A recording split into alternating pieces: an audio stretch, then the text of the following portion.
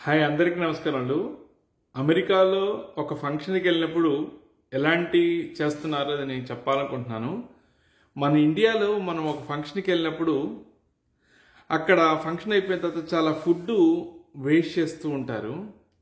నేను స్వతహాగా గమనించాను.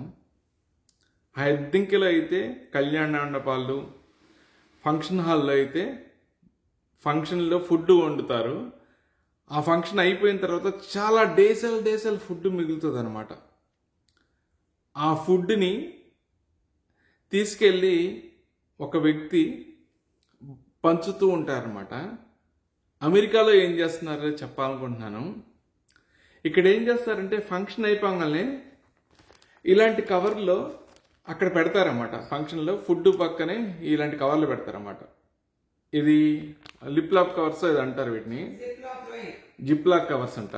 అంటే ఏం లేదు, దీనికి సపరేట్గా వేయవసరం లేదనమాట. Zip lock covers. సో ఏదో కవర్ నాకు నోరు తిరగట్లేదు.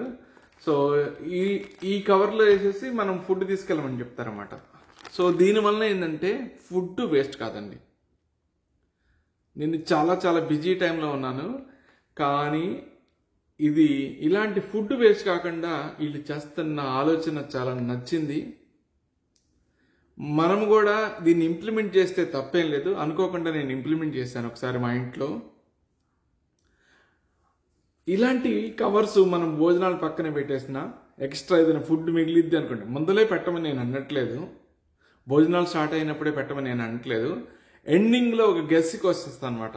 ఇంత ఫుడ్ వేస్ట్ అవుతుంది అనుకున్నప్పుడు ఇలాంటి కవర్లు పెట్టేసి ఫుడ్ తీసుకెళ్ళమంటే చాలామంది తీసుకెళ్తారు. ఇలాంటివి చేస్తే మనం ఫుడ్ వేస్టేజ్ తగ్గించవచ్చు. ఈ ఫుడ్ జనరేట్ చేయడానికి చాలా కష్టమవుతుందని నాకన్నా మీకు ఎక్కువ తెలుసు, అది కదా. సో మనం అందరం కలిసి ఇది ఇంప్లిమెంట్ చేద్దామా? డన్.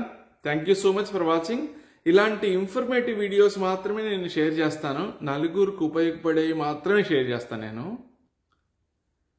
సో మంచిగా అనిపిస్తే ఈ ఛానల్ని సబ్స్క్రైబ్ చేయండి, లైక్ చేయండి, షేర్ చేయండి. Thank you so much for watching.